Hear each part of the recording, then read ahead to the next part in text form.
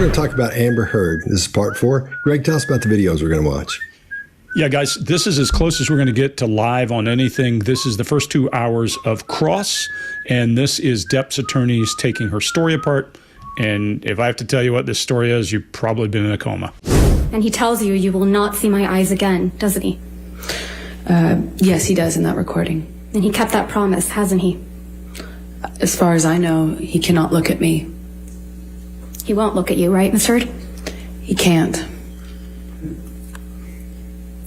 One of the first questions your counsel asked you on direct is, why are you here? Do you remember that? I do. Let's please play Plaintiff Exhibit 357A, which is already in evidence, Your Honor. And for the record, it's 2122 through 2140.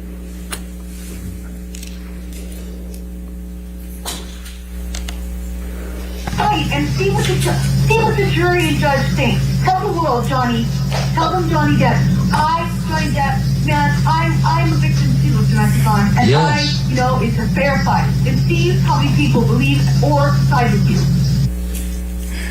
That's your voice on that recording, right? Yes, it is. And you were speaking with Mr. Depp? Yes. And you said to Mr. Depp, quote, you can please tell people that it was a fair fight and see what the jury and the judge think. Tell the world, Johnny. Tell them, Johnny Depp, Johnny Depp, a man, a victim too of domestic violence, end quote. That's what you said, right? I was saying it to the man who beat me up, yes. I thought it was preposterous. And the man you beat up numerous times. Right, Ms. Heard? I could never hurt Johnny. You're here in this courtroom because Mr. Depp finally told the world that he is a victim of domestic violence. I know that he is suing me, and has sued other people or corporations that have said that as well. You didn't think he would tell the world he was a victim of domestic violence, did you? I found it hard to believe that he could or that he would do that, considering the relationship he and I had. I thought it would be crazy for him to do so, knowing what I know we lived through. Or, as you said to him in that recording, who was going to believe that Johnny Depp, a man, is a victim of domestic violence, right? With all due respect, I wasn't saying it because he's a man. I was saying it because he was a man who beat me up for 5 years. Mr. Depp is your victim, isn't he? No, ma'am. All right, Greg, what do you got? So I'm going to be a little long-winded on this one because there's so much here. And then I promise I'll try to keep it as tight as I can. First of all, her head is like some kind of a switch. When she looks at the jury, this should tell you how involuntary a request for approval is. Doesn't mean you're lying, but when you raise your brow and you're trying to get approval, it simply means you want approval, whether you're lying or whether you're just trying to get somebody to agree with you. Every time she turns her head, it's like she's got a little switch right here, and when her jaw passes a certain break point, her forehead goes up as she looks at the jury. Doesn't happen as much when she's looking at the attorney. Kind of interesting. Then when she gets to this place where she's saying that she's rejected and that he is denying her and that he's done with you, see her go downright eye movement, which we associate classically with emotional information. And then there's a whole lot of blink rate increase there where there's a flutter or a blink rate. She eye blocks and she does full-on head avoidance as she's looking away from that attorney. This is the core issue. That denial of her is here. Then I see her go to legitimate sadness with a kind of a slack lower jaw and her head kind of leaned down. I'm not talking about when she's reading. I'm talking about when she's feeling all of this pressure. Remember, her baseline is that disdain thing, but she does some resignation with her lip drawback when she hears herself saying these words. And then she never says, I didn't beat him up. She says, I couldn't hurt him. That might be the issue. I'm disappointed I couldn't hurt him. I could hit him as hard as I want. And then she goes back to it. She does that down her nose. Hard to like somebody who's looking down their nose at you. She does that. And then she turns her head away. She exhales in exasperation, and she says, I couldn't hurt him, and does that one shoulder rise. Maybe she equates that whole thing with, if I can't hurt you, then it's not domestic violence. When she does a lip compression, then she starts to navigate words. I'll leave it at that because there's so much. One last thing. There's so much else here. When she says, no, ma'am, if you're not Southern, you probably associate that with her being polite. If you're Southern, Texas, you probably associate that with a emphatic. No, ma'am. No, sir. That's emphatic. That's the way people talk down here. Mark, what do you got? Yeah, not seeing Johnny's eyes. Let's look at that. In fact, let me just look on Johnny Depp here. So there's been a lot of media speculation around why he's not up and why he's not getting eye contact, and a lot of media speculation that he can't look his victim in the eye. And of course, what the prosecution here do is try to deal with that in this moment as well, and bring up this tape where he says he's committed not to look her in the eyes. And so they've reframed this idea of being antisocial into the idea of being committed to a cause, which I think is a really good spin on that. True or not, I'm not quite sure. Well, he says that anyway. But here's what I do know, is that his eyes tend to be down because he's writing or sketching. And both of those things are classic ways to keep your cognitive mind at the forefront and that primitive reptilian brain in the background, so you don't get triggered emotionally by what's going on around you. So it's a class technique that I train other people in as well. If you're in an environment where you think you're going to get triggered by what's being said and get emotional, just write down what people are saying, sketch out what people are saying. Now, in the recording that we hear, I think it's interesting that Heard says, I, Johnny Depp, a man, I am a victim too of domestic violence, and he goes, yes. And how strong that yes is, good downward intonation, jumps in on that with a lot of power, a lot of exclamation. I think he's feeling at this point positive that that is the truth and seen by this. So, good indicator there that he does truly believe that he is a victim of domestic violence. Now, at the same time, he doesn't deny the idea of I too am a victim of domestic violence. So once again, we don't hear a denial that he's any part of domestic violence, and we don't have a denial from Amber Heard. But this is consistent with what we were talking about in the last video.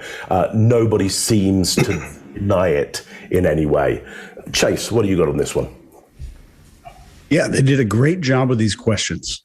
I will say that. There's some of them that have problems, and we'll talk about that. But at the moment she's saying, I was saying it to the man that beat me up, there's immediate mouth closure following her answer, which suggests, especially with her baseline, some stress or deception. And this is a calculated answer. And so she has a baseline in court here at the deposition of injecting data. And like I'll ask her a question about one thing, she'll inject data about something else. And the problem with thinking like a lawyer instead of a person who was victimized is that it comes out looking like a story or a pushed narrative. And right in the same moment, there's a complete absence of emotion that we saw initially in response to all of these events. So when truthful people are on the stand, they will show the same emotion, whether being examined and during cross-examination. You'll still see the emotion there. And right at the moment where we're hearing, you didn't think he would tell the world he was a victim. There's a huge inhale followed by a postural retreat. Greg talked about the eye flutter. These are stress behaviors is what we're looking at. And there's a missing perpetrator here. She's not talking about the severity of what happened to her or how bad this other person is. And this is more indicative of a made-up story because it's focused on the suffering of the victim and her shame about doing that. If this is deceptive, the shame of doing that softens the manufactured malice of the aggressor. So I'm ashamed of this. I'm just going to focus on my suffering and not make that person out to be the worst human being ever. The large exhale is probably due to this question being a little bad. This last question here. There's no anger. There's no confusion present here. Only the story, just the story. And what you're seeing here is not testimony of a victim. In my opinion, you're seeing delivery of a narrative, this constant looking to the jury to answer all of these questions is very strange. And you don't typically see that unless the person's more focused on a narrative than they are with their own suffering. So with her tendency to insert all this data that we just talked about, this is the part where we would see it right at the end. This is the part where the real, truthful data would come in. And one of the diagnoses, I'm sorry for going long. I promise this is the only one I'm going to do this on. One of the diagnoses that she potentially received is revolving around histrionic personality disorder. And to help you unpack this as we go along, we're going to unpack 8 or 9 videos here. There's 8 diagnostic criteria for histrionic personality disorder. In each one of these clips, I'll give you one. So verbatim from the diagnostic manual, has a style of speech that is excessively impressionistic and lacking in detail. Strong opinions are expressed with dramatic flair, but underlying reasons are usually vague and diffuse without supporting facts and details. Straight out of the diagnostic manual. And we'll get another one next time. Scott, what do you got? All right. When it starts out, she looks right down the barrel of the camera. And I've never seen eye engagement this odd before in court. I mean, her eyes get real big and she's just bang, looks right down the barrel of the camera with her mouth open. And we see those eye flutters, or the eyelash flutters, or the eyelid flutters. And that's, I think, deals with personal pain. Because that caught her off guard when she said, he said you'd never see his eyes again. So I never heard anything that cool before, and I don't think she has either. I mean, who's heard that? I mean, Greg said it was probably from a movie or something. But yeah, but that's pretty hardcore when somebody says something like that and you're not ready for it. So when she brings that up, I think it's a little bit embarrassing for her, but at the same time, I think it's a little bit painful for her. And when she says, "As far as I know, he cannot look at me," she looks at him twice. I mean, she looks at him 2 times. So I think the attorney's playing hardball with her, and it's got her upset and addled. And they're going back and forth, and it's sort of a contest to see who can be the snarkiest and the smartest as it goes along. We're seeing all those expressions that let us know she's trying to look like she's sad and trying to look like she's hopeless, all those things. And those are just attempts at those expressions. She's trying that really hard. So after the recording, when the attorney says, "And the man you beat up, right, Miss Heard?" Then her chin goes up, her head goes back, and that chin comes forward. And then she does that thing where she turns her head to the side and then blows out air. I've never seen somebody who wasn't lying when that chin went over there to the right or to the left, wherever it is, when it goes toward the shoulder. Usually it's that one shoulder shrug and the chin goes toward it.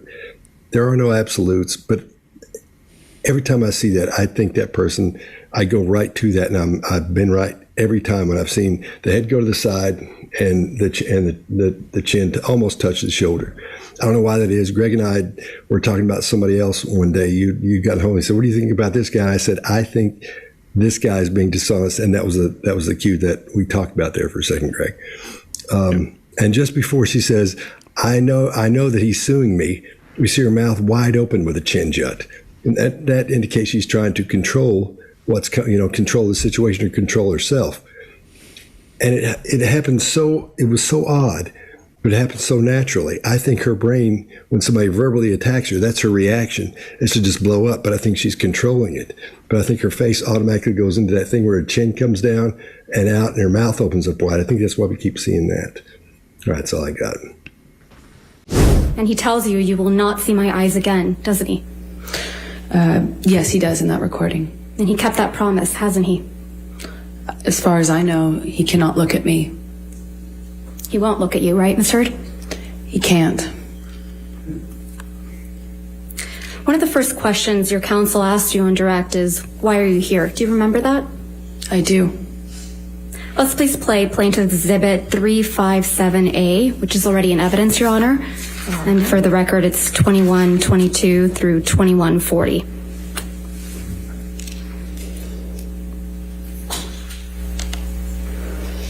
And see what the jury and judge think. Tell the world, Johnny. Tell them, Johnny Depp. Johnny Depp, man, I'm a victim too of domestic violence, and yes. It's a fair fight. And see how many people believe or side with you. That's your voice on that recording, right? Yes, it is. And you were speaking with Mr. Depp? Yes. And you said to Mr. Depp, quote, you can please tell people that it was a fair fight and see what the jury and the judge think. Tell the world, Johnny. Tell them, Johnny Depp, Johnny Depp, a man, a victim too of domestic violence, end quote. That's what you said, right? I was saying it to the man who beat me up, yes. I thought it was preposterous. And the man you beat up, numerous times. Right, Ms. Heard? I could never hurt Johnny. You're here in this courtroom because Mr. Depp finally told the world that he is a victim of domestic violence. I know that he is suing me and has sued other people or corporations that have said that as well. You didn't think he would tell the world he was a victim of domestic violence, did you? I found it hard to believe that he could or that he would do that, considering the relationship he and I had. I thought it would be crazy for him to do so, knowing what I know we lived through. Or, as you said to him in that recording, who was going to believe that Johnny Depp, a man, is a victim of domestic violence, right? With all due respect, I wasn't saying it because he's a man. I was saying it because he was a man who beat me up for 5 years. Mr. Depp is your victim, isn't he? No, ma'am. You said he hit you and he was wearing rings, right, Ms. Heard? So he hit you with rings on every finger? I don't know if I've ever known Johnny to not wear rings. Yeah.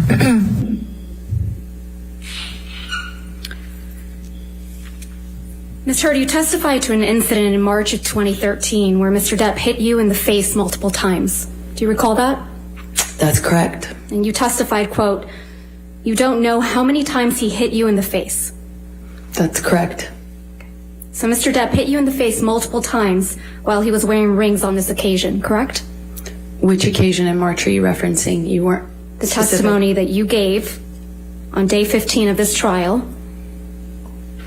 March of 2013. You weren't specific as to the day. There were several incidents. The one where he hit you several times in the face. I'm sorry, just so I understand better. There were several incidents in March. Which one are you asking me about? The time that he hit you several times in the face wearing rings. Well, he pretty much March of always. 2013. Right. What are you asking me? I'm sorry. He was wearing rings on that occasion? I pretty much always knew him to wear rings. Okay, let's please pull up Defendant's Exhibit 170A, which is already in evidence, Your Honor. You testified that this is a picture you took after that incident, right, Ms. Heard? Yes, that was one where he grabbed me. And hit you in the face so many times that you don't remember. Isn't that correct? That's correct. And there's no injuries to your face in this picture, are there? Not that this picture shows. And there's no medical records reflecting that you sought treatment after this alleged incident either. I did not seek medical treatment at this time. So there's no medical records reflecting any injuries to your face after he hit you several times. I did not need to go to the doctor at the time. Despite hitting you several times that you lost count with rings on on his fingers. That's correct. I did not seek medical attention, other than my therapist. All right, Mark, what do you got?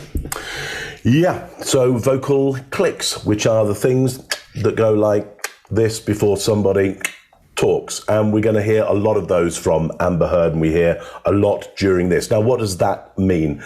In my view, when I hear those, I'm always looking out that there may be some stress around what's about to come. Does it mean somebody's being deceptive? No, not at all. But with other clusters of information that we're going to get, it starts to become a larger probability. And that's what we're dealing with here, is the probability that somebody is being deceptive, not the actual fact that it's happening. Another one that I would put in that cluster, she does not state that he hit her with rings on. That's never stated. What she says is, I've almost never known him not to wear rings. Well, look, I'm not saying she hasn't been hit, and I'm not saying she has been hit. But if you had been hit, my probability would be on saying he hit me with rings on. That's where my mind would go. That's where I'd expect other people's minds to go. Now, we all know with violence going on, all kinds of things can happen in somebody's psychology. But all of that said, we've got almost never, and a double negative. There's nothing wrong with a double negative, but there's easier ways to say yes than not no. Okay? And if somebody's taking the difficult way around to something, that suggests to me they're making a journey that they don't really need to make. And why are they making that journey? Why are they having to circumnavigate such an easy route to a yes to that? So alarm bells go off for me on that one. Scott, what do you think? I think this is a situation where the witness prep got a little bit out of hand. I think she went too far into it, and she's trying to do exactly what they said. She's repeating the answer, so it sounds odd. The whole thing just sounds weird. And nobody said, "Hey, listen, man, you need to dial it down a notch," from when they took a break or something, because that's just too much. I mean, her answers sound odd as she's going through that. She still answers all the questions. They're still short, tight, to the point. And I think she's beginning to realize her snarkiness isn't working on this attorney, and that's starting to bug her a little bit. And she's not sure how to go forward since it's not working, so she can guard her ego properly, or the way it should be guarded, so she doesn't end up freaking out and blowing up on her. So that's what I got. Chase, what do you got? So with this witness prep, Scott, I think the reason that so much coaching is involved in this is because there's one thing they can't tell her. Just tell the truth, which is what a lawyer should be telling their client. Mm-hmm. But let's break this one down in reverse Quentin Tarantino order, which means in regular order. She smiles, corrects the expression to artificial sadness, then looks at the jury to display it to them. Then she looks back at the counsel with a cold, emotionless face. This is in like 2 seconds, this rapid shift of emotion. And right at this moment, Mr. Depp hits you in the face multiple times.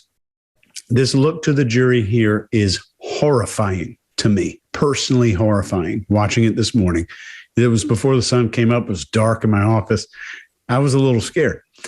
There's a weird, awkward smile while putting her head down. Then she looks back at the counsel with no emotion, then back to the jury with a sad face. In my opinion, body language and behavior profiling is a lot like meteorology. It's based in science and gives you likelihood, where we deal in terms of likelihood. But this is a rare occasion where I'm going to say there's a 99 and maybe 100% chance of precipitation here, which I mean deception. There's no emotion, no willingness to insert details on top of her answers, which is her baseline. And the jury, I think, are all unconsciously processing this nonverbal behavior. So in reality, there in the courtroom, the jury is processing her behavior through this mammalian part of our brain. We've been communicating nonverbally for a million years. And they see these little rapid shifts in emotion, and it sends a signal which gives us what we call a gut feeling. Since that part of the brain doesn't speak English, we're like, something is off. But it's likely nobody can really put their finger on it because the mammalian part of our brain doesn't really speak English. So when we see something off, we get that gut feeling. So part 2 of histrionic personality disorder, obviously has nothing to do with this case, and I'm not diagnosing anybody. I'm just randomly inserting this in here. Diagnostic criteria 2 displays rapidly shifting and shallow expressions of emotions. Criteria 2. And that's all I got. Greg, what do you got? Yes, I'll add on top of your clusters as I go through this, but I got a handful of things to talk about. Number 1, there's that swivel switch. Turns her head or brow rises every time she looks at the jury. If you don't think she's working the jury, then pay attention to the fact she looks at the jury when she's asking a clarifying question. That would not happen if she was not working the jury. Now, is that okay? Yeah, it's okay.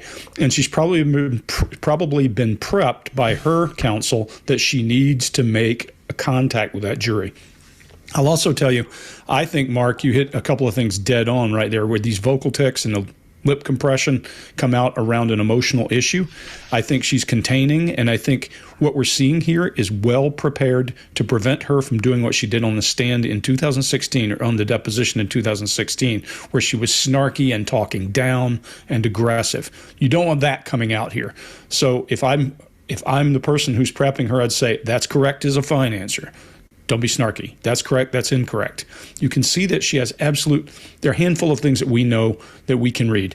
She has contempt, and this is not her usual drawn back left side of her mouth, is full bore contempt when she looks at that attorney. She does a light sway. We're talking about clusters now, so we start to see things. She does a light sway as they're asking her questions about punching. Mark, again, you hit it dead on. She avoided anything about, did he hit you with rings on? Well, he had rings on. Okay. She also used a provocative statement saying there were many or several incidents. And a provocative statement is a way to get your part of the story out by having the person ask you the next question. John Nolan, confidential, he's a master. He was my instructor to teach me all of that.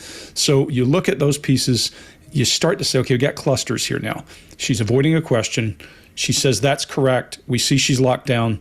She does that provocative statement, trying to give you more information, trying to take you off path.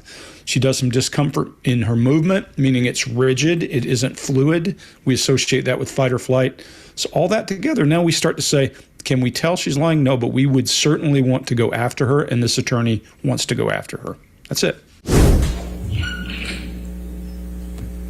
You said he hit you and he was wearing rings, right, Ms. Heard? So he hit you with rings on every finger? I don't know if I've ever known Johnny to not wear rings. Yeah.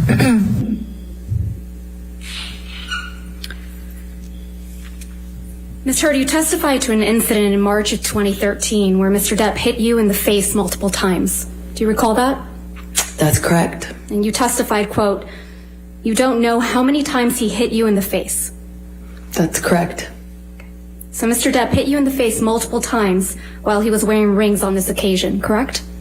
Which occasion in March are you referencing? You weren't The specific. testimony that you gave on day 15 of this trial, March of 2013. You weren't specific as to the day. There were several incidents. The one where he hit you several times in the face.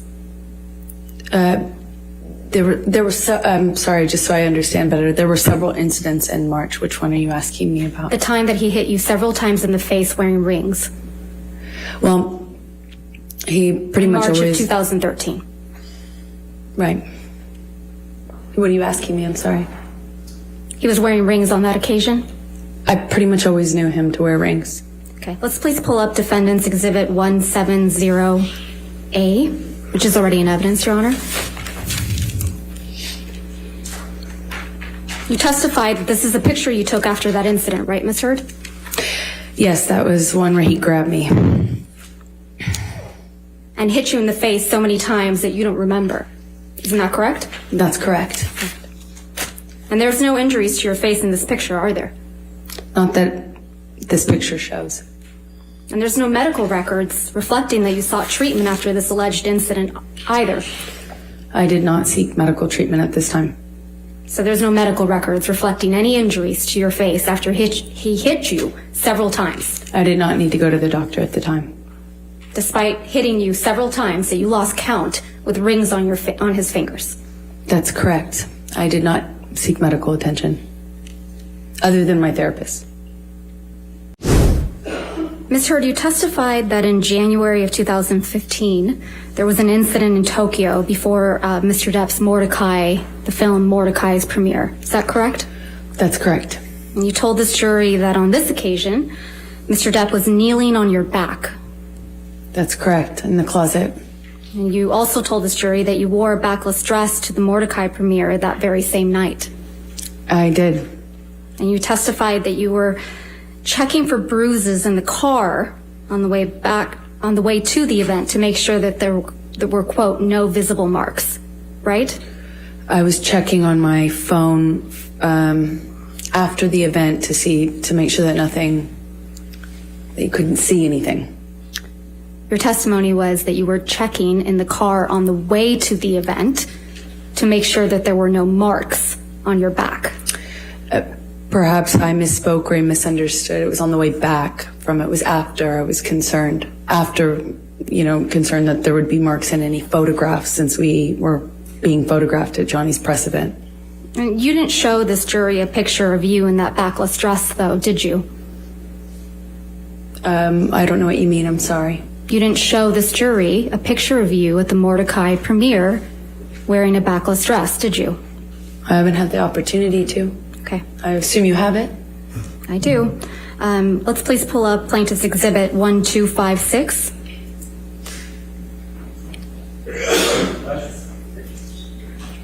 This is a picture of you and Mr. Depp, or the back of you, at the Mordecai premiere in Tokyo, correct, Ms. Heard? That is correct.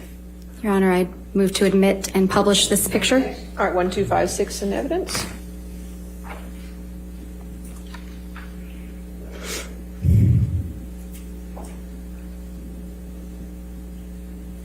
This is you in the backless dress at the Mordecai premiere in Tokyo, right? That is correct. You would agree that there are no bruises or visible marks on your back in this picture? No, not that I could see. All right, I'll go first on this one. All right, but this is one of the largest micro expressions of anger I've ever seen. And when she says the word after, her entire face shows anger. You can slow it down, take a look at it. It's huge, and you saw it. You may not realize it, but you did see it. And she shows her lower teeth, that chin juts outward, and her brows furrow. Everything, she squints, everything shows anger on that. It's very brief, really, really brief. It's micro expression. And it actually happens twice, right there when she says after, and then right there, right after it. And then on the word concern, we're seeing anger as well. And all the hallmarks of anger in that spot. I think this is a fantastic study of full facial micro expressions, because these are, every now and then you'll see them, like in the O.J. Simpson case. What's that little fella's name that had the long hair? Cato. I can't remember. Yeah, Cato Kalin. We saw him with some anger as well in there a couple of times. I remember, I think it was Ekman that put a couple of things out, or maybe it was Joe Navarro put a couple of things out, pictures where it just captured that anger face. But I remember that like it was yesterday. But that's what this reminds me of, and I'm going to pull those actually and use them for training. They're so good. Greg, what do you got? Yeah, so if you think this is a good one, wait till next video. In the next video, there is one of the most profound anger faces I've seen in forever. And it's, to your point, Chase, it is rapid. It moves so quickly if you're not paying attention, or if you don't stop the video, you'll miss it. But in this one, here we are with a swivel switch again. Turn her head, brow goes up. Turn her head, brow goes up. She says that's correct and qualifies in the closet. Well, I don't know why in the closet matters, but that's to her baseline, because she gives us more information when something is actually going on. She said, I did, and that's in baseline. She does that kind of scrunched face. That eyelid flutter that starts is recognition that she's about to have to answer a question about wearing a backless dress after she had been beaten up. So I think she knows that, she sees it. And then when she tries to get away from the question, she narrows her eyes and does a feigned misunderstanding so she can say, I don't know what you mean. She purses her lips, makes eye contact with the jury, and then goes back to the attorney with, I've not had the opportunity. And she raises her shoulders in helplessness. That's all congruent messaging. So we think, well, that's at least looks truthful. A lot of this other stuff doesn't. But then we see another uncertainty as her brow knits, and she says, I assume you have the photo. Well, yeah, that's not what you want to see, but of course she does. And then that's it for this one. There's so much going on in this story, but she is working the jury the way she's been told. She's doing correct, I did, very short answers to prevent doing the wrong thing. And Mark, I think this goes back to your cognitive control thing about doodling or doing something else. If you can remember, I always say curl your toes in your shoes, the mere fact that you're remembering what you've been told brings your thinking brain back online and keeps you from switching over into limbic thought. Chase, what do you got? If these sketches ever appear on eBay, I'm probably going to just splurge and get one. But again, here we're seeing this weird face making for the jury display. And I do think, in my opinion, and this is all my opinion, it's a display. When this picture comes onto the screen of this backless dress, this ability that you're witnessing here is either the only human on earth who can go through several emotions in mere seconds, or the most talented emotional manipulator that you might ever see. It's my opinion. It's jury, sad victim, attorney, cold, calculating. Jury, smile, back to the attorney, cold, just during that one piece. And that's all I'm going to focus on, is this rapid shift of emotion.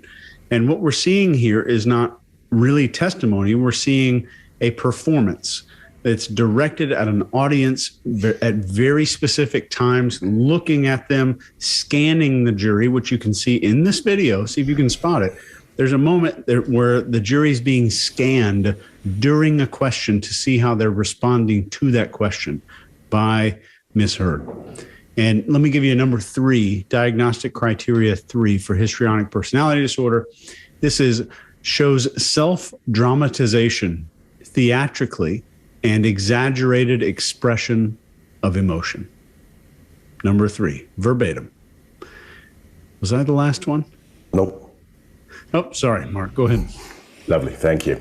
So let me tie a few of those things together, because we've talked a lot about the anger, the contempt, the disgust that we're seeing popping up, but we have to recognize that that's part of her baseline. And one of the first videos we did of Amber Heard, we saw that popping up when she wasn't under stress. And so you might think, well, great, that's probably a good thing for her, that it's part of her baseline and we might be able to discount some of those elements a little bit. Well, unfortunately, probably not, because there's a study out of Switzerland. It's just one study, so you can count it or discount it, but it found a massive correlation between the emotions shown in the face of anger, contempt, and disgust, and something called borderline personality disorder. Now, borderline is different for different people, and so you won't see this in everybody, but in this particular paper, they saw a good correlation.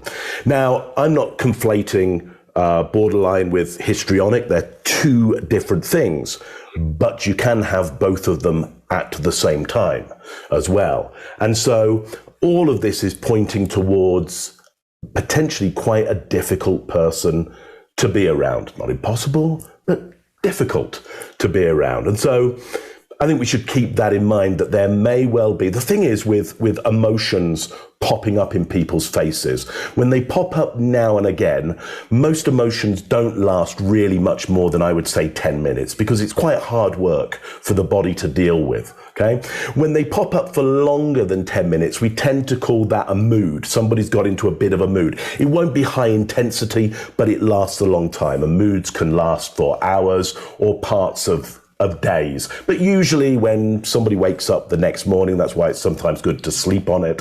When somebody wakes up the next morning, a whole bunch of calcium has moved to another side of a neuron, and things are kind of forgotten about. And you can't kind of be like, well, what was that problem that I had yesterday? You can't quite remember it. Now, if the mood goes on for a long time, days and maybe weeks and even months, we tend to say that that might be an affective disorder, and we'll start to see the same behaviors in people day after day after day. And then we might start to move it towards, well, maybe it's a personality disorder. So I just wanted to bring that up. You will see all of these things in her baseline, but that might point towards an affective disorder or a personality disorder, in my little opinion there. Where are you, Mark? Where are you? I am in Banff. I'm in Banff in Canada, in Calgary. If you could see out the windows there, you would see magnificent mountains, snow-capped, with incredible trees. But what you're seeing here is basically any Fairmont hotel that you've ever been in your life. You'll recognize these lamps from any Fairmont that you've ever been in. Almost home. Almost like home. my hotel a few weeks ago. Ms. Heard, you testified that in January of 2015, there was an incident in Tokyo before Mr. Depp's the film Mordecai's premiere. Is that correct? That's correct. And you told this jury that on this occasion, Mr. Depp was kneeling on your back.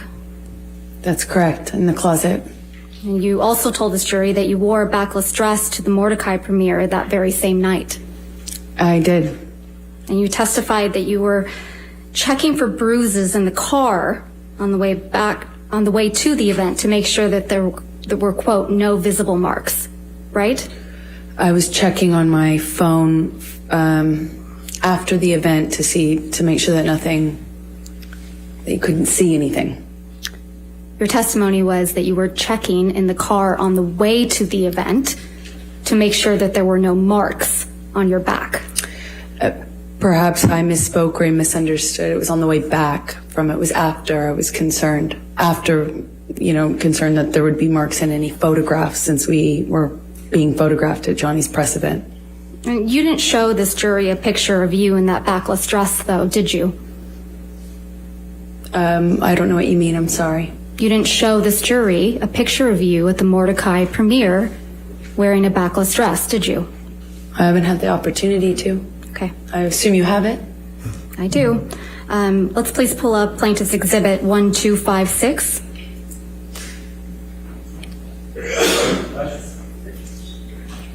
This is a picture of you and Mr. Depp, or the back of you, at the Mordecai premiere in Tokyo, correct, Ms. Heard? That is correct. Your Honor, I move to admit and publish this picture. Art 1256 in evidence.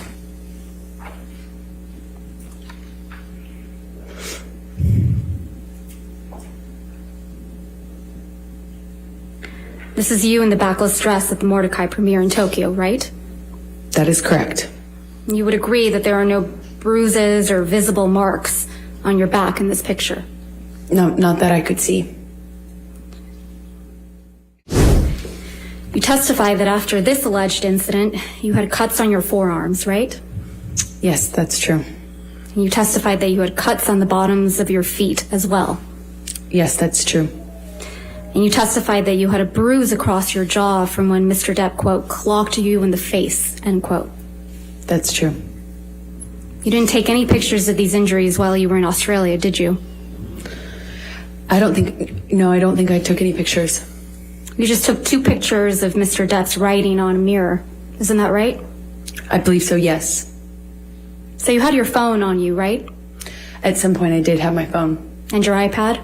I had my iPad, I believe. And you testified that you were also in Australia, right, Ms. Heard?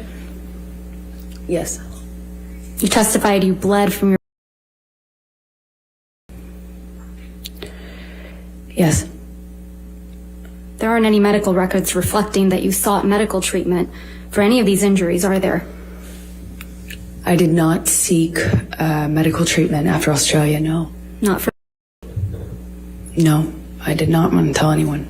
Not for the cuts? No. Not for the injuries to your face? I didn't need to. Chase, what do you got? Yeah, we see this thing happening with the liquor bottle there right at the beginning. There's emotional accessing and there's hesitancy there, which is a little unusual. Not a giant mountain of behavioral clusters. And then there's this discussion of bleeding. And this is a different yes than any of the others. It's shortened with some more emotional accessing there. And the cross is talking about medical treatment, the attorney, and Heard scans and calculates the emotional reactions of the jury to the information that's presenting itself during this question about medical treatment, which I find very, very strange behavior. So the third mention of this R word thing, there's a backwards head retreat. And I think the questions could have been a little bit better here. Something like, can you explain why you didn't need any medical attention? So more open-ended we're helping the jury to see the personality of the person that we're talking to. I'm going to leave some of the other nonverbals alone here. I'll give you a histrionic personality disorder, point number 4 here, completely randomly. Uncomfortable in situations where he or she is not the center of attention, may do something very dramatic, such as make up stories or create a scene where they aren't the center of people's focus. And that's all I got. Scott, what do you think? I think I almost spilt this water. Okay, each time she says that's true, we see contempt. And there's a little muscle right here called the buccinator muscle, and that's what pulls that part of her mouth back. And on the third time when she says that's true, both sides are pulled back. Now, some people are going to think they're seeing Duper's Delight. It looks a little bit like it, but it's not. But if you're slowing it down and going frame by frame and all that, you'll see what looks like that. It's not. I promise you it's not what it is. because what's happening is when we see her emotions, they're flipping from one to the other like a card, bang, bang, bang, just pull them out really quickly. We're not seeing that morphing from one to the other. Usually when you go, or not usually, every time you see a true emotion, you'll see the emotion, and you'll see it blend with the next emotion as it changes into that emotion. We saw this on the last, in part 3, where it was just boom, boom, boom. She was just clicking through these emotions like flipping through cards, and they would just change automatically. And she's changing them. She has a face she's showing the attorney, and she has a face she's showing the jury. And you can watch that thing change when she's looking that way. Bang, it changes as she gets where Greg's talking about halfway through. Those eyebrows go up, and she looks over that way.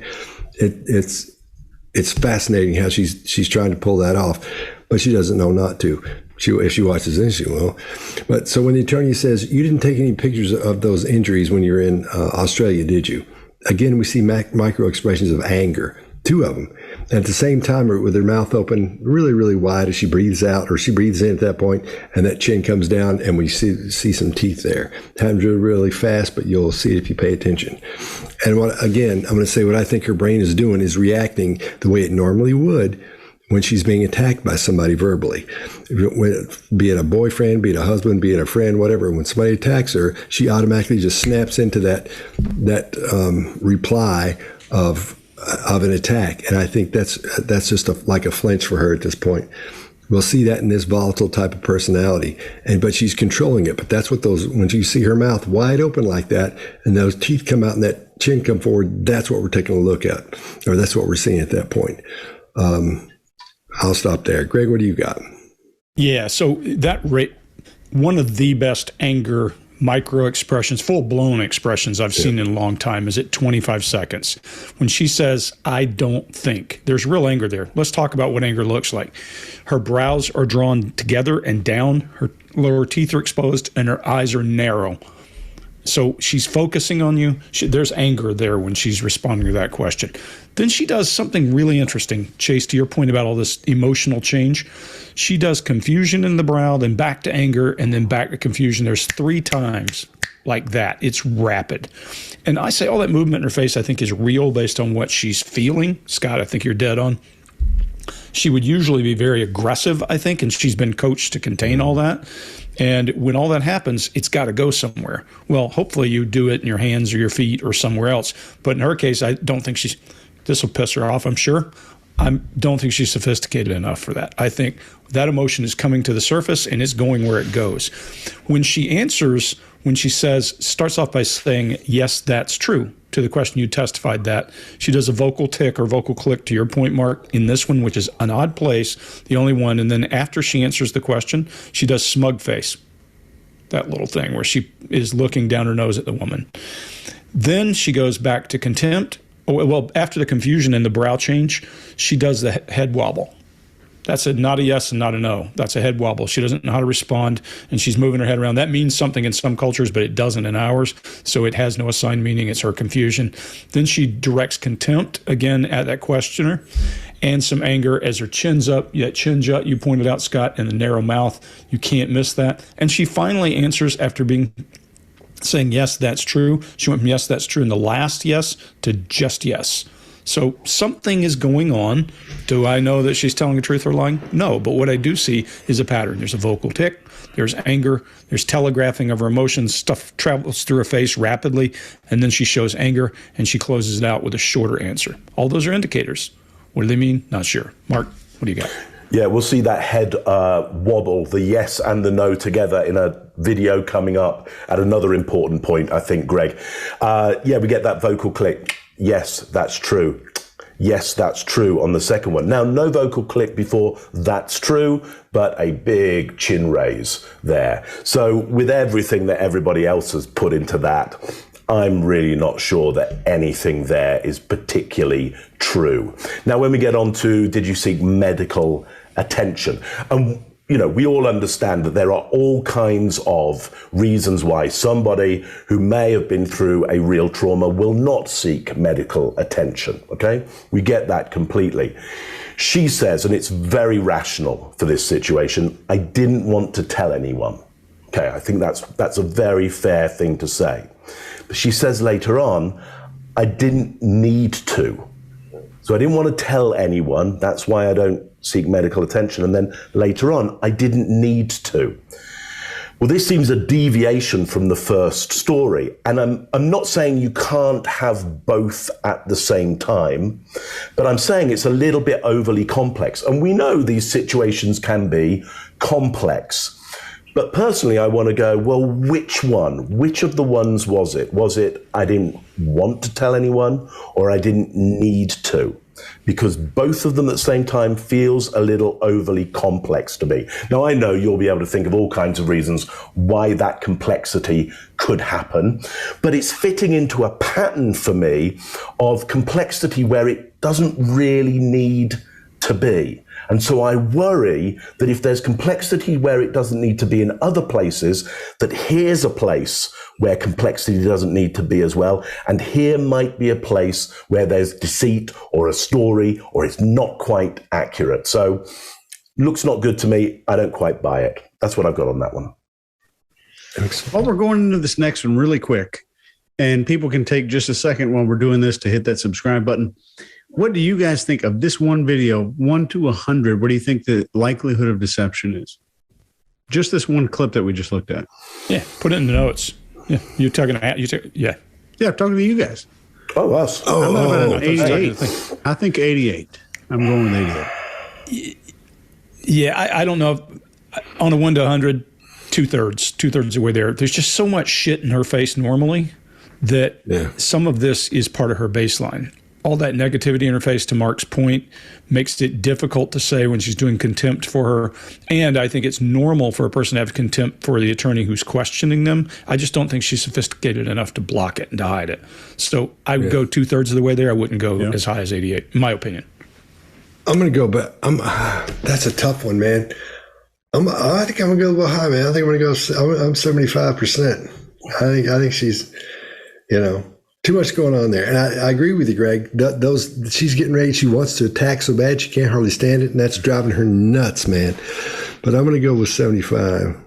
Okay, so I'm going to hedge down from 75, somewhere in between Greg and Scott there, just because I can probably fit in there. There's nowhere left for me now. Here's what I think. I'm not going to say deceit, but there's a struggle going on. It feels too much of a struggle going on, and that's what I don't like. Do I know it's deceit? Do I think there's a struggle? It's hard to tell. Yeah, struggle. And that struggle could be her overriding her desire to say, I think start so, doing yeah. that. Yeah, like we saw in the other. So this is where body language alone is so paralyzed compared to controlling the conversation, asking the next question, using an elicitation technique or interrogation ploy to psychologically prod them. We have no control over that part. So, I think it's a good question, Chase. Yeah. What'd you say, Chase? What was your percentage? I just wanted to know what y'all thought. Hell no, we're going to put it in. I think it's a good thing to put in. Yeah. Yeah. What was your percentage, Chase? What was it? 88. Okay. Well, I'm up there close to you. You're a little bit higher than me. Well, I like you more than everybody else now, automatically. Jesus. We'll leave that in too. The last you ever seen of me. You testify that after this alleged incident, you had cuts on your forearms, right? Yes, that's true. And you testified that you had cuts on the bottoms of your feet as well. Yes, that's true. And you testified that you had a bruise across your jaw from when Mr. Depp, quote, clocked you in the face, end quote. That's true. You didn't take any pictures of these injuries while you were in Australia, did you? I don't think I took any pictures. You just took 2 pictures of Mr. Depp's writing on a mirror. Isn't that right? I believe so, yes. So you had your phone on you, right? At some point I did have my phone. And your iPad? I had my iPad, I believe. You testified that you were also with a liquor bottle in Australia, right, Ms. Heard? Yes. You testified you bled from your as a result of that. Yes. There aren't any medical records reflecting that you sought medical treatment for any of these injuries, are there? I did not seek medical treatment after Australia, no. Not for, No, I did not want to tell anyone. not for the cuts? No. Not for the injuries to your face? I didn't need to. This is your medical record for December 17th, 2015, isn't it, Ms. Heard? That's correct. And this record doesn't document any physical injuries on you, does it? I don't think so, no. I don't think I spoke to Kipper. I didn't speak to Kipper that day. And But you went to Dr. Kipper's office and were seen, correct? I went to Dr. Kipper's office for a concussion check. Right. Okay. And this medical record is from that visit, correct? Partially, yes. Scroll down, please, if we could.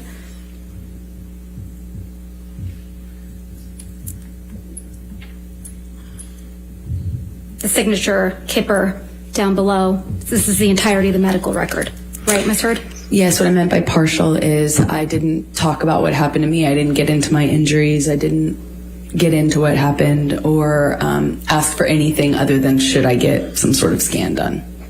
But this record doesn't document any physical injuries on you, does it? I'd have to read it in full, but I don't know. Well, let's do that. All right, Mark, what do you got? Yeah, look, what comes up for me is Greg in my head on this one. When I've heard you in various interviews with subjects and interrogations going, here we go, negotiating, and this is what's happening here for me is there's negotiation of the parameters, okay?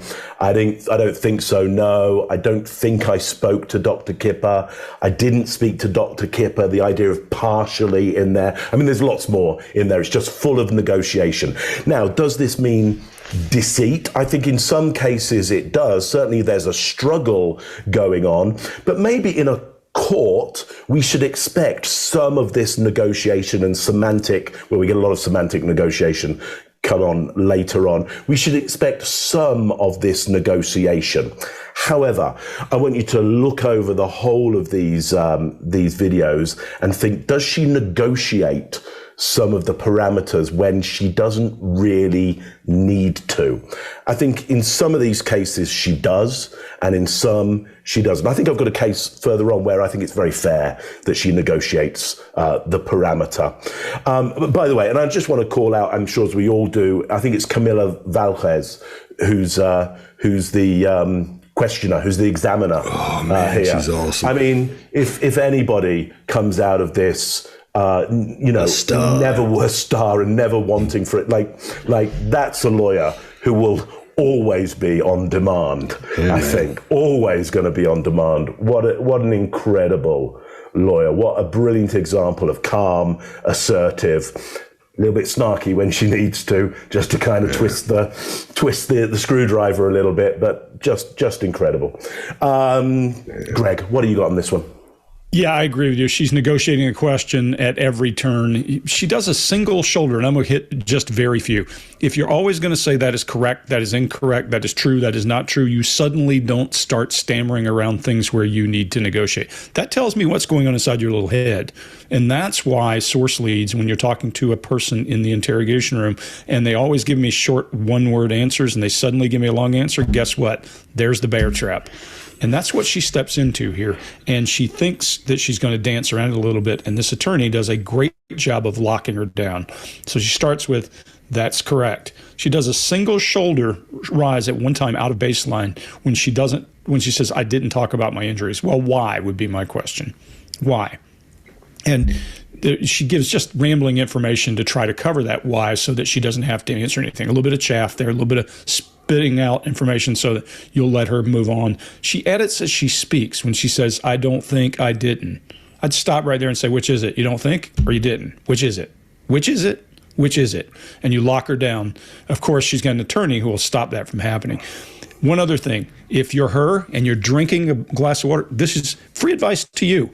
If you're on the stand and you're drinking water and somebody asks you a hard question, don't gargle the water and damn near choke to try to help them out by answering their question. Take your time, finish your water, set your bottle down, and answer the question. Give yourself time to think. Interesting, she didn't do that. She tries to avoid the question by saying, I would need to read in full. She does kind of what I would call a prim face, like a little schoolmarm face. And she goes, well, okay, then, and you see the uh-oh occur in Amber's face. It's a beautiful moment. Scott, what do you got? Right. I think we're seeing all the cues of someone thinking while they're trying to appear at ease. And I think it's because she's in cognitive overload. She realizes when the attorney brings up this, the health document, there's going to be trouble there. It's going to be against her. So what she's doing, she's trying to think and run these scenarios of what she's going to answer by what she thinks the question is going to be. Mark's Hotel room, may I help you? Room service. So she's running these scenarios of how the answer might end up and what her answers are going to be before it even finishes. That's what's putting her in cognitive overload. That's why she starts stuttering. And when she says she went to the doctor for a concussion check, she shows a stress mouth or disappearing lips or lip compressions. Some people call it. I call it stress mouth because that's what you see, for example, in congressional hearings when someone, especially when their integrity is questioned, you'll see those lips disappear. They'll compress them and they'll completely disappear. And that's what we're seeing in this case. I call it stress mouth because they're under a lot of stress at this point. Also, her eyes are wider than they've been up to this point in this series of videos we've been watching. And that's because she's keeping her eye on the attacker. Also, watch how many times she doesn't look at the jury during this. Check that out. And that gets worse as we go along, when she nails her with something. But I think she's when she goes to the doctor and she's supposed to have been being beaten, she doesn't show me the injuries. I understand that, like Mark was saying earlier, about not talking about that. That makes sense. Some people don't want to talk about that. But I think we're seeing her in panic mode, and she's trying not to derail herself as she gives these answers and try not to give anything away. But I think she's in cognitive overload, and it's just like I get when I get on here and I get talking too fast and words start running into each other. That's what's happened to her. She's trying to think about what she's going to say next. Chase, what do you got? I agree with the guys. I've been crossing stuff off of my list here nonstop. And that's one of the things, like, if you don't know this, we don't review this before together. We don't compare notes. We don't do any of that stuff. So when you see a lot of us kind of looking down and doing that kind of stuff, we're crossing off what somebody else is covering. But right at this moment where there's the words concussion check, right at that moment, the lips tighten around the teeth. They start stiffening while still leaving the lips parted. And I was struggling with this morning, going through these videos, and I had to call in the big guns. So I spent 20 minutes on the phone with Joe Navarro this morning, sent him this clip, had him analyze it, go to this exact thing, because I needed some feedback from the Godfather here. So this is from Joe Navarro here. Communicating severity is what this means. It's hard to fake. And it typically indicates negative emotions, that a person is going through or thinking about negative emotions. And I told Joe I would say this just to basically brag that I had his number. Joe's response was, the biggest brag you can do on YouTube is that I picked up the phone. But that's from Joe, not from me. But let's quickly talk about what I mean with this small movement of the muscles on the face. When somebody wants to fake something, it's going to be big. It's not often going to be small because they want it to be seen by other people, especially if the jury's 30 feet away. And right at this moment when we're hearing, I didn't talk about what happened, she literally told the doctor that she bumped her head while standing up. You know how I know that? Because it's written on the medical paper right there on the screen. Very strange behavior here. So let's move into histrionic personality segment number 5, or quality number 5. Considers relationships to be more intimate than they actually are. Direct quote from the DSM: will refer to physicians early on in care by their first names. Interesting that we saw that here, and it's literally written inside the DSM. So that's all I got. This is your medical record for December 17th, 2015, isn't it, Ms. Heard? That's correct. And this record doesn't document any physical injuries on you, does it? I don't think so, no. I don't think I spoke to Kipper. I didn't speak to Kipper that day. And But you I went didn't. to Dr. Kipper's office and were seen, correct? I went to Dr. Kipper's office for a concussion check. Right. Okay. And this medical record is from that visit, correct? Partially, yes. Scroll down, please, if we could.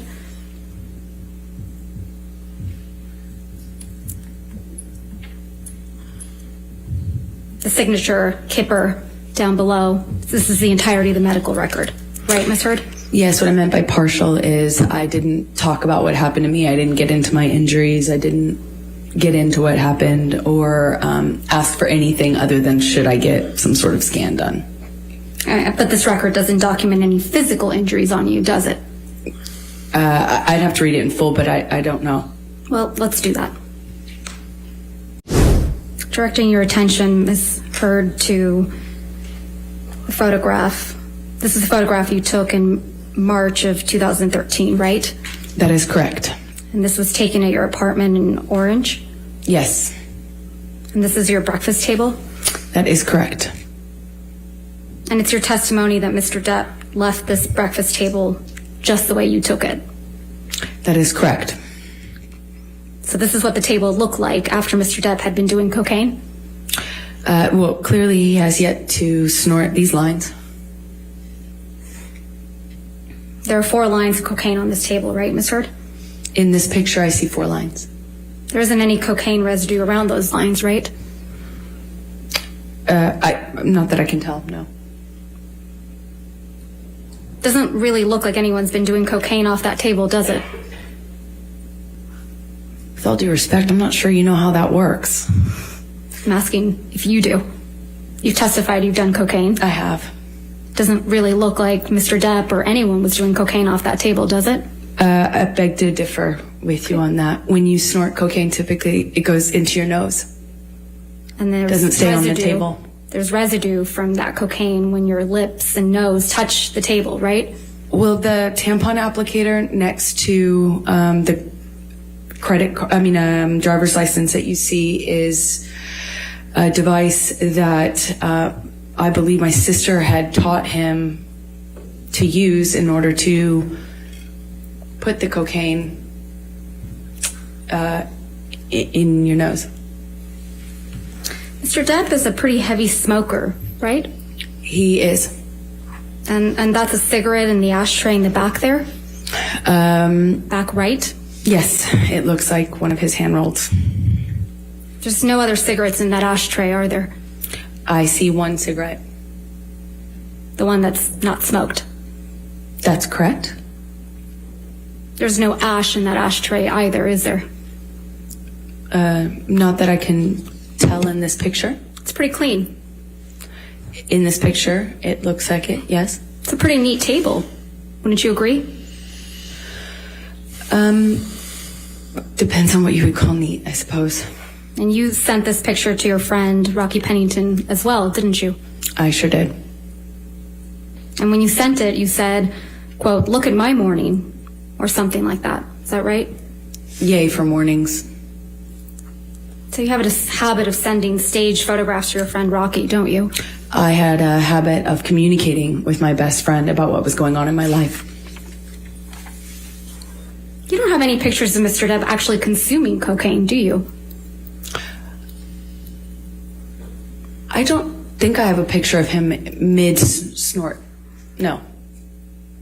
You don't even have any pictures of Mr. Depp with cocaine. What do you mean by that? Holding cocaine, standing next to cocaine, sitting next to cocaine. I don't know. I don't know. Well, you haven't shown any of those pictures like that to the jury, have you? I don't know. No, I haven't. And you were never able to catch Mr. Depp with cocaine on film either, were you? I never tried. But you were able to catch him sleeping, right? I have seen him pass out in all sorts of places, yes. Chase, what do you got?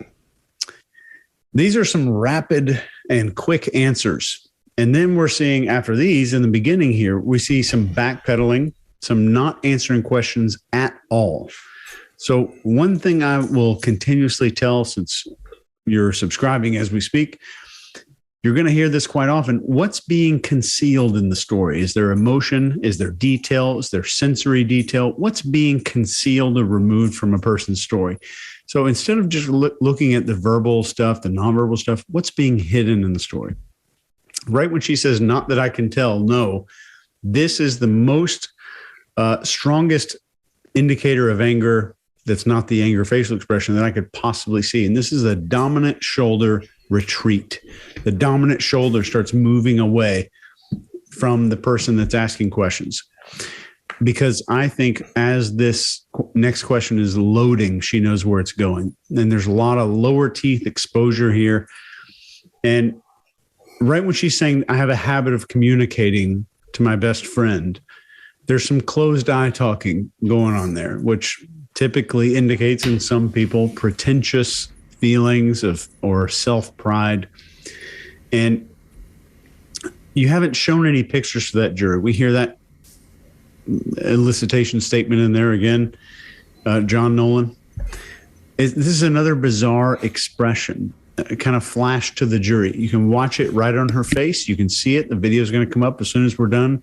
It flashes to the jury. And I want to talk really quickly about true and false facial expressions. True facial expressions will fade off of the screen or fade off of a person's face over time. A false facial expression is more likely to drop or fall off the face quickly. But throughout this whole thing, she's failing to answer questions. A lot of these questions are kind of like designed to sound snarky on purpose. I'm not sure. I think they could have been worded a little bit better, but I think she's doing a great job either way. Staging photos question is like, I think a way it could have been asked is like, is your testimony here today that you didn't adjust a single aspect or detail of a single object on this table before taking this photograph? And that might elicit a different response. So let's get to histrionic behavior profile indicator or diagnostic criteria. Number 6, this person is suggestible, easily influenced by other people or circumstances. And keep in mind, there's 8 of these. You only need to have 5 to have a diagnosis by a licensed psychologist, which is not me. Mark, what do you think? Yeah, I think there's some great examples of elicitation here, and I think the examiner here is doing a tremendous job of playing Heard here. Heard comes in with a bit of a snarky comment, which is basically around, you wouldn't know how to snort coke at all. You're so prim and proper. You know, you lawyers don't do any of that stuff. And so what happens is the lawyer plays into that. And so I think the lawyer well knows the residue that's being talked about here, which is the residue that happens once the line is gone. There will be something left there. But she plays into the idea of she doesn't know what's going on here and goes, no, it's like because your nose gets really close, which then that innocence, that naivety, which is a great elicitation technique, then elicits from Heard a whole diatribe about, no, my sister came round and, facilitated Johnny enabled him taking drugs. Like the whole family are involved in Johnny taking drugs. And you notice that this may sound like she's going off on a tangent, but the examiner is letting her run with this. The examiner has got exactly what the examiner wanted from her by playing the innocent here. I think that's really quite interesting. I saw that eye block of superiority there, Jason, and thought of you. I think it's a great example. Here's what I'm most interested on this. No pictures of Johnny with cocaine, but pictures of Johnny passed out, or as he calls it, napping. Now, we've already heard from Amber this idea of taking cocaine is pretty cool, because she sends pictures to her friend going, yay, it's the morning. This is me on my morning. Okay, this is a cool morning to be had.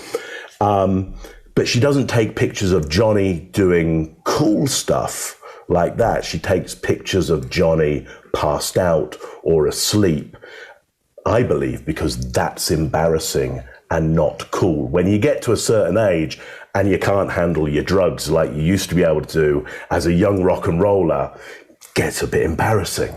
And so these are, I think, opportunities for Amber to get evidence of the old man, of the disheveled, past it rock and roller, which will obviously raise her status as his goes down. And think about a personality that might like to raise their own status. And if they can't have their status high, well, they just need to lower other people's and have evidence of that to bring theirs up.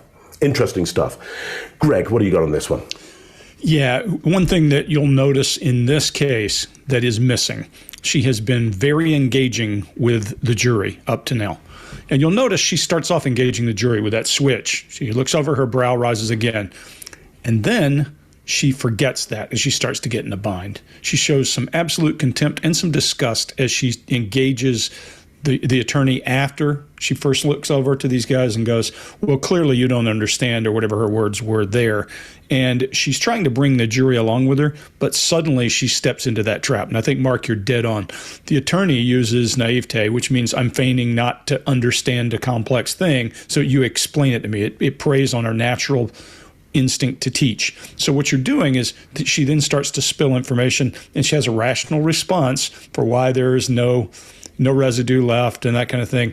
And then as she's moving through that, you can't miss that she forgets to engage the jury for a long period of time in there. That means she's fallen into this and her brain is working on whatever the problem is. And I think she starts to realize then that she's fallen into this. You watch her stretch her neck in some awkward kind of craned around, let me see, as she's trying to answer, that's correct. She moves her neck around to say, let me see, and her whole body moves in an awkward fashion and she's stiff. It means her brain is starting to register there's a threat. You see her shrink. She does a shrinking target, what you guys have always called turtling, I just call shrinking target. And she actually asks a question that I think she's asking for real clarification when she says, what do you mean by that? Because I think she's doing a little bit of squirrel in the road. I think her brain is going, what do I do now? When she's asked, do you have pictures of Johnny? She does. It looks like she's looking at the jury, but she isn't. What she does is she first goes to her visual accessing side and starts looking for, hey, do I remember pictures? Are there possibly pictures? And you can see that's when she's scrambling in the road, and then she purses her lips in disapproval. This is a place where it looks like to me she's fallen into it, and she's kind of in a bind, and it's maybe the first place we're seeing her actually starting to come to realize that this woman is actually a threat. The rest of it, I think she's been pretty prim, pretty direct with her, and kind of short and snarky. And I think here she fell for something she shouldn't have. I agree with you, Mark. Scott, what do you got? You guys got almost everything, so it's about to be fairly quick. So we're seeing all the classics of facial expressions here, everything from happiness, sadness, fear, worry, anger, contempt, disgust. We've seen the chin juts and plenty of micro expressions. And I think she's so focused on the attacker at this point, which I think she's seen the attorney as. She at this point, she's not even, after that first section, she doesn't even look at the jury. She's just answering right to the attorney. So she's seeing her as the attacker. So that's at that point, I think that's what we're seeing there. Now, I think what's happened is this is almost turned into a ping pong game. I was trying to see who's the most snarky and smartest as they go through this. So I think Amber's in the corner. She's got her head down. She's swinging as hard as she can, and it's not helping her at all. And she's still trying to control that anger. Since we're talking about micro expressions, there's this a woman named Melinda Ozell, and I found her on LinkedIn. And she does these great. And I know we're all friends with her. I think on LinkedIn, has these wonderful little videos, short videos that tells you exactly what these little muscles are around your face, the orbicularis oculi. She goes through everything, really short. Some of them are under a minute, and explains what all these little micro expressions are. That's her specialty. So if you get a chance, check her out, Melinda Ozell. As a Googler, you'll see what I'm talking about. All right, we good? Yeah. All right. Directing your attention, Ms. Heard, to the photograph. This is a photograph you took in March of 2013, right? That is correct. And this was taken at your apartment in Orange? Yes. And this is your breakfast table? That is correct. And it's your testimony that Mr. Depp left this breakfast table just the way you took it? That is correct. So this is what the table looked like after Mr. Depp had been doing cocaine? Well, clearly he has yet to snort these lines. There are 4 lines of cocaine on this table, right, Ms. Heard? In this picture, I see 4 lines. There isn't any cocaine residue around those lines, right? Not that I can tell, no. Doesn't really look like anyone's been doing cocaine off that table, does it? With all due respect, I'm not sure you know how that works. I'm asking if you do. You've testified you've done cocaine. I have. Doesn't really look like Mr. Depp or anyone was doing cocaine off that table, does it? I beg to differ with you on that. When you snort cocaine, typically it goes into your nose. And there's Doesn't stay on the residue. table. There's residue from that cocaine when your lips and nose touch the table, right? Well, the tampon applicator next to the driver's license that you see is a device that I believe my sister had taught him to use in order to put the cocaine in your nose. Mr. Depp is a pretty heavy smoker, right? He is. And that's a cigarette in the ashtray in the back there? Back right? Yes, it looks like one of his hand rolls. There's no other cigarettes in that ashtray, are there? I see 1 cigarette. The one that's not smoked. That's correct. There's no ash in that ashtray either, is there? Not that I can tell in this picture. It's pretty clean. In this picture, it looks like it, yes. It's a pretty neat table. Wouldn't you agree? Depends on what you would call neat, I suppose. And you sent this picture to your friend, Rocky Pennington, as well, didn't you? I sure did. And when you sent it, you said, quote, "Look at my morning," or something like that. Is that right? Yay for mornings. So you have a habit of sending staged photographs to your friend Rocky, don't you? I had a habit of communicating with my best friend about what was going on in my life. You don't have any pictures of Mr. Depp actually consuming cocaine, do you? I don't think I have a picture of him mid-snort. No. You don't even have any pictures of Mr. Depp with cocaine. What do you mean by that? Holding cocaine, standing next to cocaine, sitting next to cocaine. I don't know. I don't know. Well, you haven't shown any of those pictures like that to the jury, have you? I don't know. No, I haven't. And you were never able to catch Mr. Depp with cocaine on film either, were you? I never tried. But you were able to catch him sleeping, right? I have seen him pass out in all sorts of places, yes. You testified under oath that, quote, "the entirety of your divorce settlement was donated to charity," end quote, didn't you? That's correct. I pledged the entirety. No. Ms. Heard, my questions. Your counsel will have time to redirect you after. You testified under oath, quote, "the entirety of your divorce settlement was donated to charity," end quote. That is correct. I pledged the entirety. I'm going to move to strike everything after yes. All right. No. Ms. Hurt, this is really inappropriate. I'll sustain the objection and we'll just move forward. Thank you. Let's move forward. Next question. Under oath, that statement wasn't true, was it, Ms. Heard? I'm sorry, I don't follow your question. Sorry. You testified under oath, quote, "the entirety of my divorce settlement was donated to charity," end quote. That statement wasn't true. It is true. I pledged the entirety to charity. The statement... When you say you buy a house, you don't pay for the entire house at one time. You pay it over time. Ms. Heard. All right. Next question, please. Thank you. That statement isn't true today, as you sit here today, is it? It is true. I pledged the entirety. But you didn't donate it. Unfortunately, you didn't donate it. It's a yes or no. I haven't been able to to fulfill those. So that's a no, right, Ms. Heard? I made the pledge. I want to be very clear. I pledged the entirety. I haven't been able to fulfill those pledges because I've been sued. You had all of the $7 million for 13 months before Mr. Depp sued you and you chose not to pay it to the charities you pledged it to. Is that correct, Ms. I Hurd? disagree with your characterization of that. All right, Greg, what do you got? I'll try to keep this one as tight as I can. She starts off with a real hard contempt face looking at the attorney. She conditions the question. Here we go again. Instead of saying she donated, she said, I pledged. Then she goes to eye blocking. The attorney puts her on notice and starts to illustrate and tell her exactly what to do.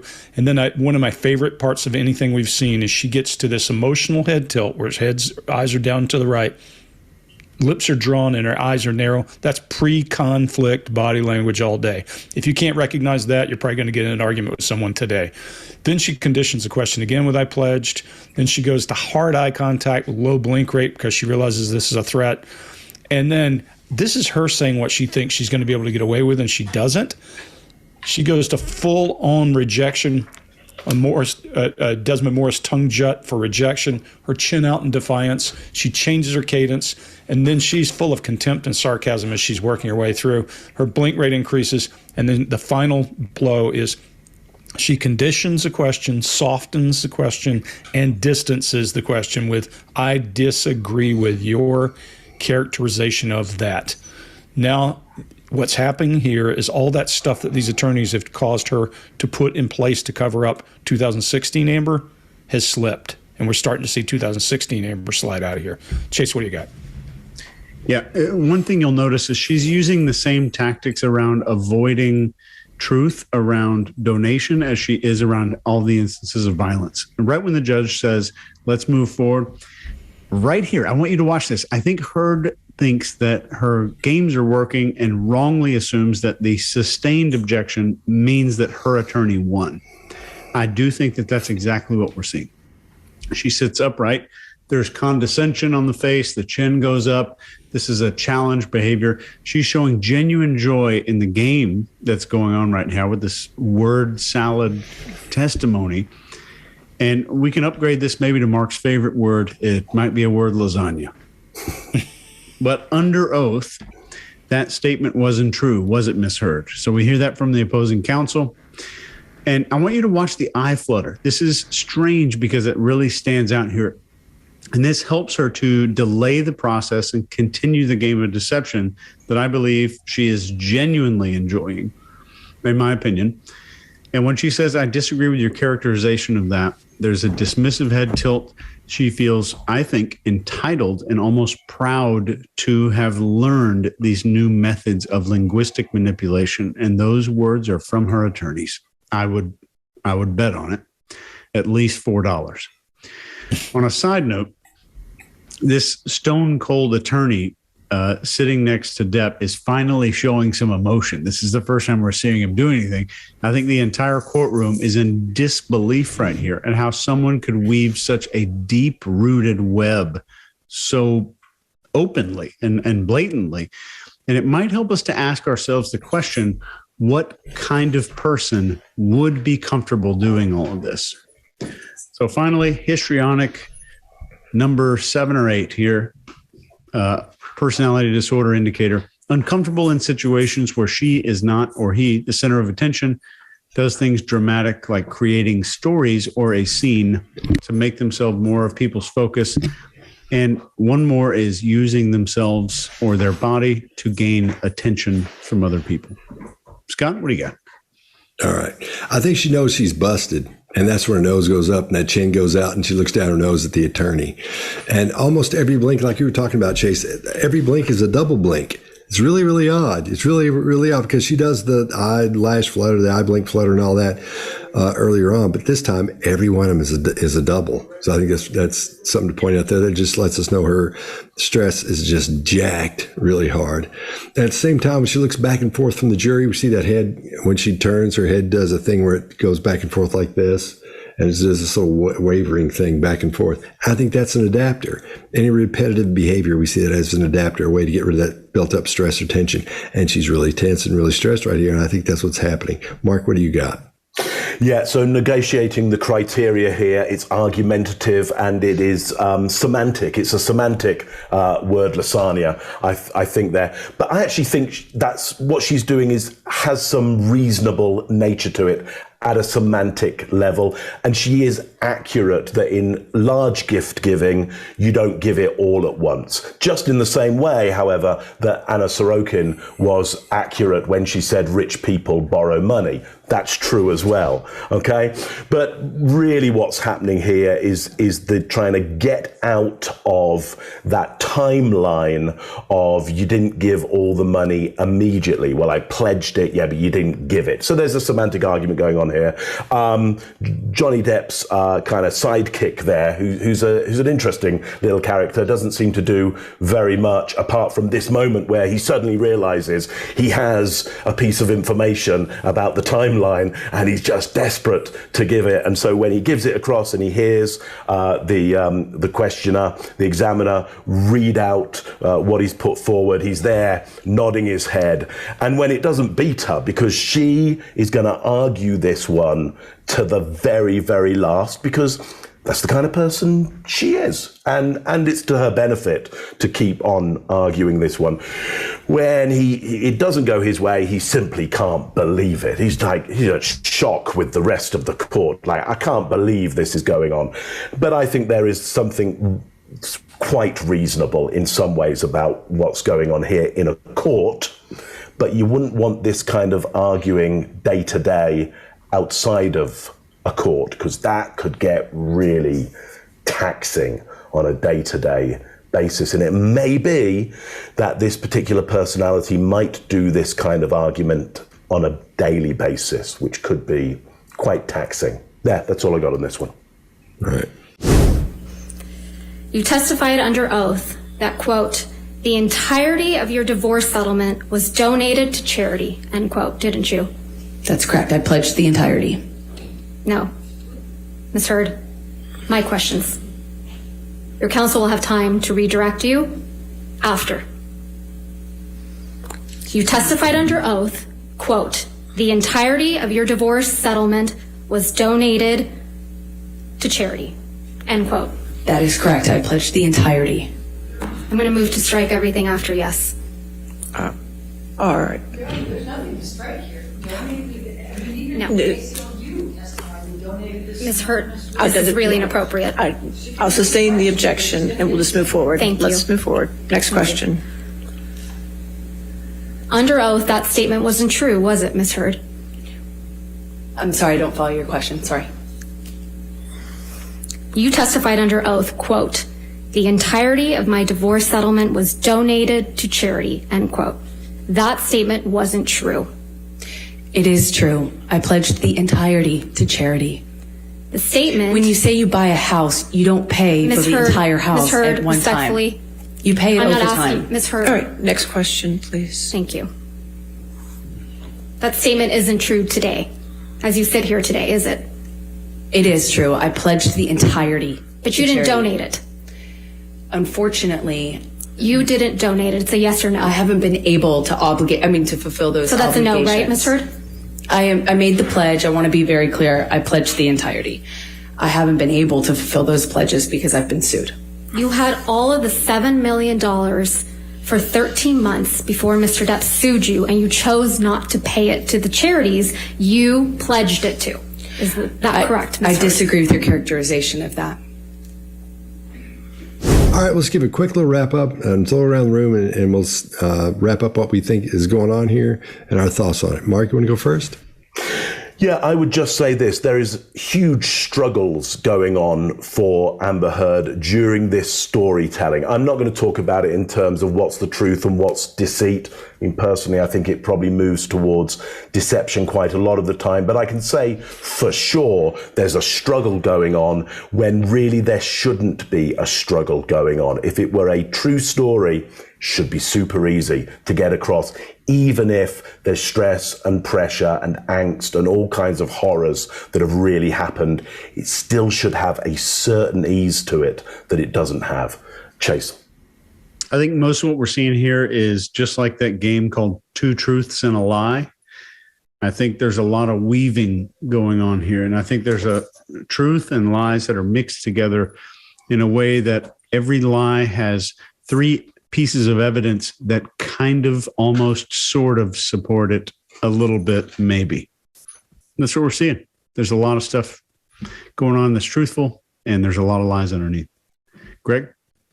Yeah, we'll never know exactly what happened. We know there's some kind of chaos going on in this relationship. The mere fact they were married for like 13 months or something, this thing was a mess. We don't know whether he hit her or she hit him. All we can do is tell you that that's not her job. Her job is to convince the jury. And if she's believable, likable, looks innocent, and delivers the right details to win over the jury, she'll win $100 million because she countersued him for 50, I think is what they said. At the end of the day, we'll not know any of that. What we'll do is tell you that we see discomfort, that she came in there very prepared to cover up something that would make the jury not like her, and we see some of that slipping. My grandma taught me when I was a kid that poor ain't trash and cash can't fix it. I'll leave it at that. Scott, what do you got? All right. Yeah, I agree with all you guys. It sounds good. And I think to me, what we're seeing is a great example of someone who is went into something thinking everything they said would be taken for a fact, and it just isn't. And she's fighting for her life in here, fighting for $100 million or $50 million, whatever it is. So I think that's what we're seeing. She's backed in the corner. She's coming out swinging. All at the same time, trying to show that she's not angry and trying not to be angry. That's the fascinating part of it, is watching this personality type try to stay in control as somebody attacks the ego here. So that's what I got. All right, fellas, I think this was another good one, and I'll see you next time. Have fun. See you.